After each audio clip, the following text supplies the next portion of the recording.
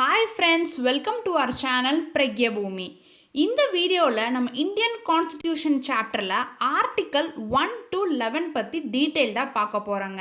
So already நம்மளோட வீடியோஸில் கான்ஸ்டிடியூஷன்னா என்ன, கான்ஸ்டிடியூஷன் எதுக்கு இம்பார்ட்டன்ட், ப்ரியாம்பிளோட ரொம்ப டீட்டெயில்டான மீனிங், அதுக்கப்புறம் salient features of Indian constitution, ஒரு திங்கும் எங்கேருந்து பாரோ பண்ணாங்க எல்லாமே நம்ம வீடியோவில் செம்ம டீட்டெயில்டாக பார்த்துட்டோங்க. பார்க்காதவங்க அதோட லிங்க் டிஸ்கிரிப்ஷனில் கொடுக்குறேன், போய் செக் பண்ணி பாருங்கள். அண்ட் ஆல்சோ ஒரு ரிமைண்டர் என்ன அப்படின்னா, coming Saturday June weekly affairs, அதாவது கரண்ட் அஃபேர்ஸோட எம்சிக்யூ செஷன் நாங்கள் வீடியோவாக போட போகிறோம். ஸோ நீங்கள் அந்த செஷன் அட்டன் பண்ணுறதுக்கு ஜூனில் நாங்கள் போட்ட weekly affairs plus current affairs எல்லாத்தையும் நீங்கள் பார்த்துட்டு அந்த செஷன் அட்டன் பண்ணுங்கள், உங்களுக்கு ரொம்பவே யூஸ்ஃபுல்லாக இருக்கும். ஸோ வாங்க ஃப்ரெண்ட்ஸ், ஆர்டிக்கல் 1 to 11 பற்றி தெரிஞ்சுக்கலாம்.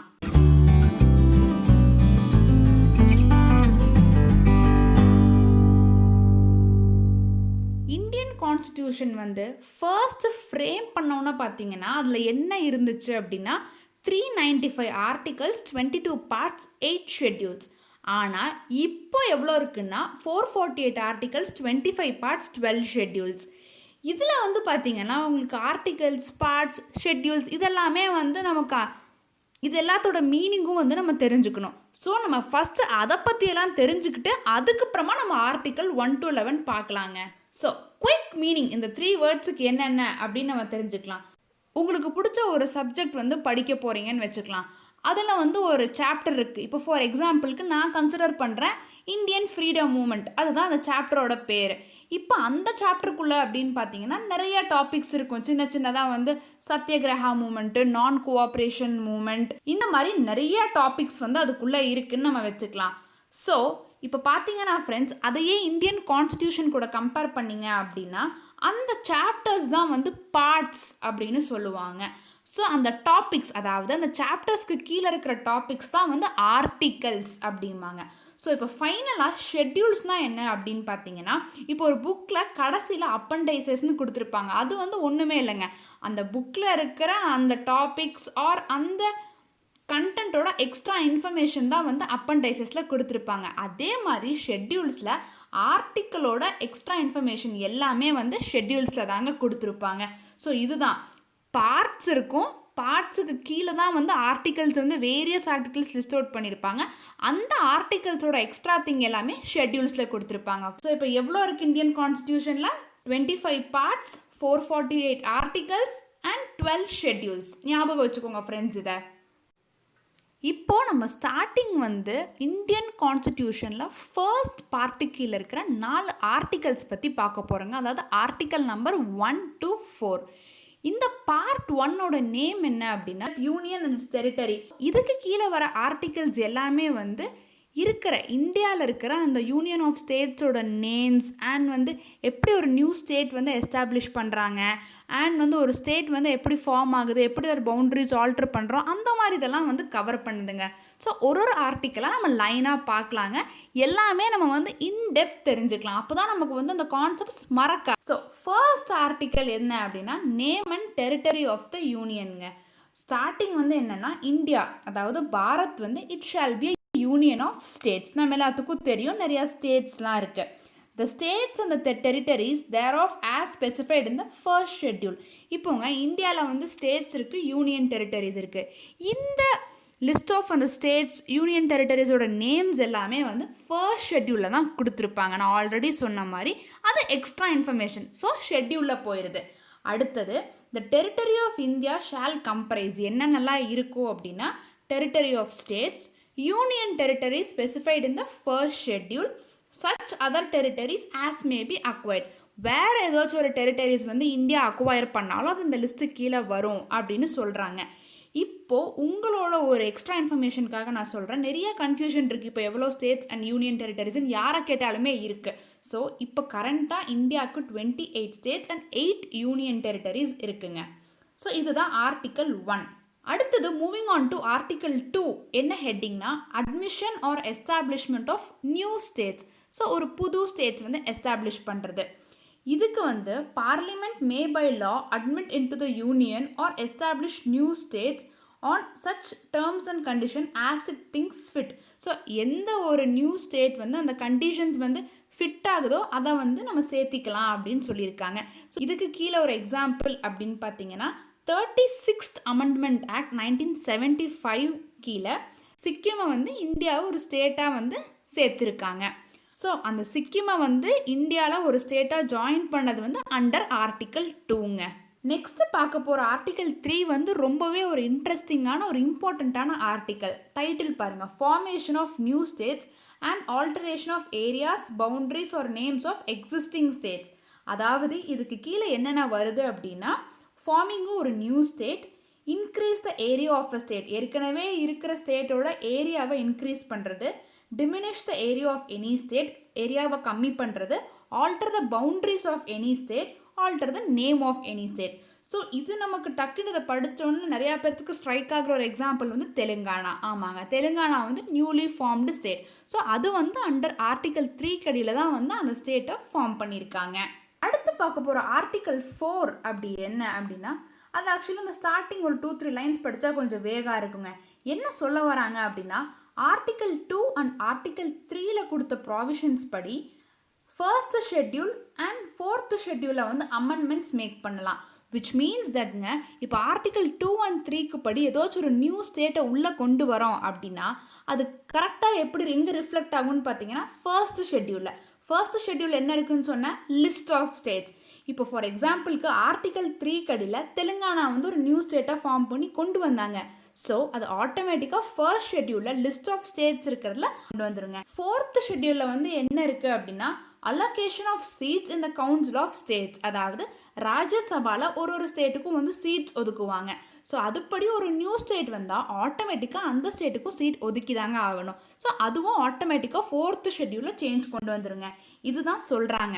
அண்ட் அடிஷ்னலாக ஒரு பாயிண்ட் என்ன சொல்கிறாங்கன்னா, இப்போ ஒரு கான்ஸ்டியூஷனில் ஒரு அமெண்ட்மெண்ட், அதாவது ஒரு சேஞ்ச் கொண்டு வரணும் அப்படின்னா it should be under article 368. But வேராஸ் இந்த ஆர்டிக்கல் 4 கடியில் நம்ம இந்த சேஞ்சஸ் கொண்டு வரது வந்து it will not be consider as an amendment of the constitution அப்படின்னு சொல்கிறாங்க. ஸோ இது வந்து நல்லா புரிஞ்சுக்கோங்க ஃப்ரெண்ட்ஸ். புரியலைன்னா நீங்கள் மறுபடியும் கொஞ்சம் ரீவைண்ட் பண்ணி கூட பாருங்கள், பிகாஸ் இட்ஸ் வெரி இம்பார்ட்டண்ட். அடுத்து பார்க்க போகிற ஆர்டிக்கல் நம்பர் 5 to 11 வந்து எல்லாமே சிட்டிசன்ஷிப்பை தாங்க டீல் பண்ணுது. ஸோ அதுக்கு முன்னாடி நம்ம சிட்டிசன்ஷிப்னா என்ன, சிட்டிசன்ஷிப்பு கீழே இருக்கிற அந்த ஆக்ட், அதை பற்றியெல்லாம் தெரிஞ்சுக்கலாங்க. ஸோ நான் ஆல்ரெடி என்னோடய ஃபீச்சர்ஸ் ஆஃப் இந்தியன் கான்ஸ்டியூஷன் வீடியோவில் மென்ஷன் பண்ண மாதிரி single and uniform citizenship for the whole of India, which means that Indian citizen அப்படி தான் சொல்ல முடியும். நீங்கள் எந்த ஸ்டேட்ஸில் இருந்தாலும் நம்ம அப்படி தான் சொல்ல முடியும்.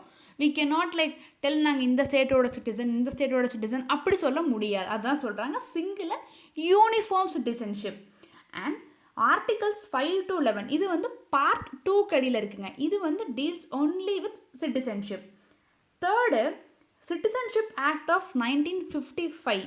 இந்த ஆக்ட் வந்து என்ன சொல்லுது அப்படின்னா, acquisition and loss of citizenship after the commencement of the constitution. எப்போ கான்ஸ்டியூஷன் கொண்டு வந்தாங்க? 26th January 1950. அதுக்கப்புறம் வந்து சிட்டிசன்ஷிப் வந்து எப்படி அக்வயர் பண்ணுறது, எப்படி சிட்டிசன்ஷிப் வந்து பறிக்கப்படும். ஸோ இதை பற்றியெல்லாம் தாங்க இந்த ஆக்ட் வந்து சொல்லுது. ஸோ அக்வசிஷனில் வந்து நம்ம ஒரு 5 waysல வந்து நம்ம இந்தியன் சிட்டிசன்ஷிப் வந்து அக்வயர் பண்ணலாம். ஃபர்ஸ்ட் வந்து பர்த், அதாவது 26th January 1950 அன்னைக்கோ இல்லை அதுக்கு அப்புறமோ வந்து இந்தியாவில் பிறந்திருந்தா இந்தியன் சிட்டிசனுங்க.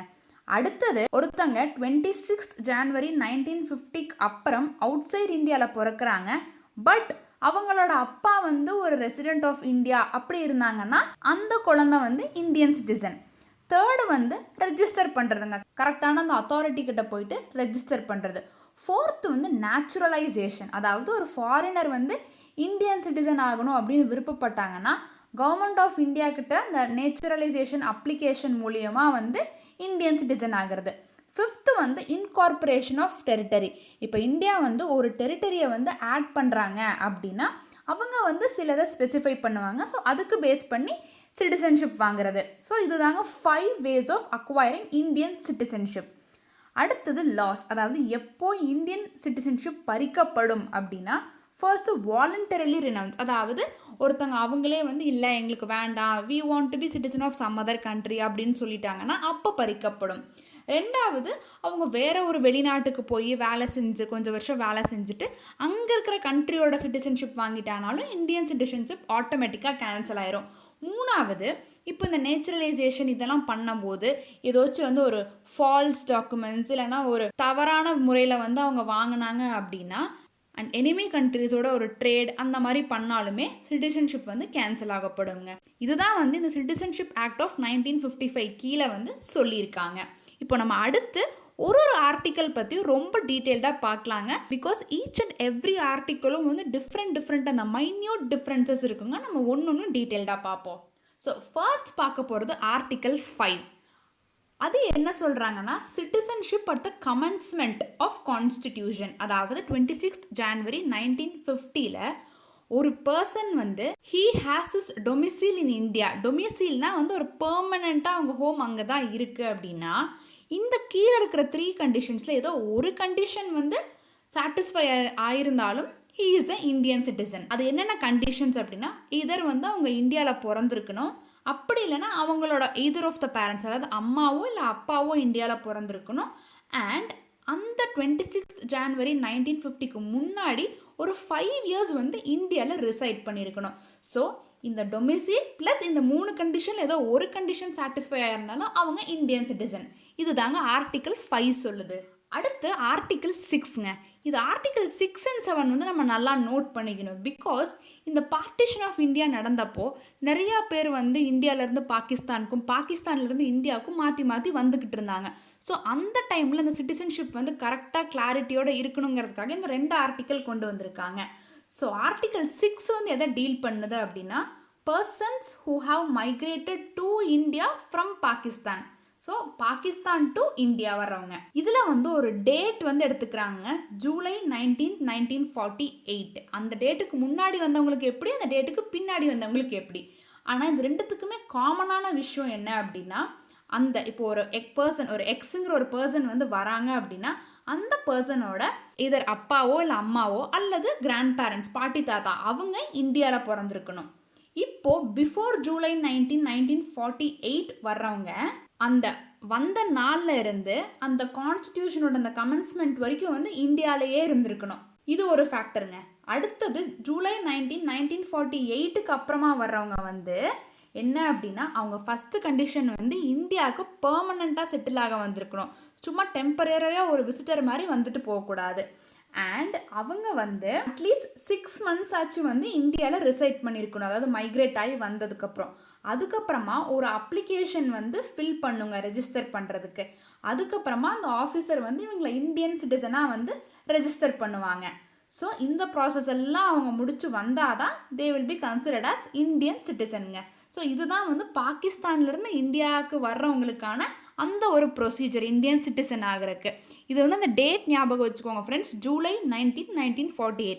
பிஃபோர்னா என்ன, ஆஃப்டர்னா என்ன, ஆஸ் சிம்பிள் ஆஸ் தட்டுங்க, நல்லா ஞாபகம் வச்சுக்கோங்க. அடுத்து நான் சொன்ன மாதிரி ஆர்டிக்கல் 7. ஆர்டிக்கல் 7 யாருக்குங்க, அப்படியே ஆப்போசிட்டு, இந்தியாவிலேருந்து பாகிஸ்தான் போகிறவங்களுக்கு. ஸோ இங்கே என்ன அப்படின்னா, இங்கே என்ன டேட் எடுத்திருக்காங்கன்னா March 1, 1947. இதுக்கு அப்புறமா இந்தியாவிலேருந்து பாகிஸ்தான் போகிறவங்க they are not deemed as citizen of India. But என்ன ஒரு கண்டிஷன் அப்படின்னா, அவங்க ஒரு வேளை பாகிஸ்தான் போயிட்டு இல்லை நம்ம மறுபடியும் இந்தியாவுக்கே போய்க்கலாம் அப்படின்னு சொல்லிட்டு வராங்கன்னு வச்சுக்கலாம். ஆனால் வந்துட்டுங்க அவங்க ஒரு டெம்பரரியாக வந்து விசிட் பண்ணி கொஞ்ச நாள் மட்டும் இருந்துட்டு போயிடக்கூடாது. அவங்க they should come with mind that நான் பெர்மனெண்ட்டாக இந்தியாவில் தான் இருக்க போகிறேன் அப்படிங்கிற ஒரு மைண்ட் செட்டோடு வந்துட்டு, நான் ஆல்ரெடி சொன்ன அந்த ஆர்டிக்கல் 6 சொன்ன மாதிரி வந்து ஒரு 6 months இருக்கணும், அப்புறம் அப்ளிகேஷன் ஃபார்ம், அதுக்கப்புறம் ரெஜிஸ்டர் பண்ணி அப்புறமா தான் இந்தியன் சிட்டிசனாக மாற முடியுங்க. ஸோ இதுதான் வந்து ஆர்டிக்கல் 7 சொல்லுது. ஆர்டிக்கல் 6 and 7 வந்து கொஞ்சம் தெளிவாக பார்த்துக்கோங்க. அடுத்து பார்க்க போகிறது ஆர்டிக்கல் 8.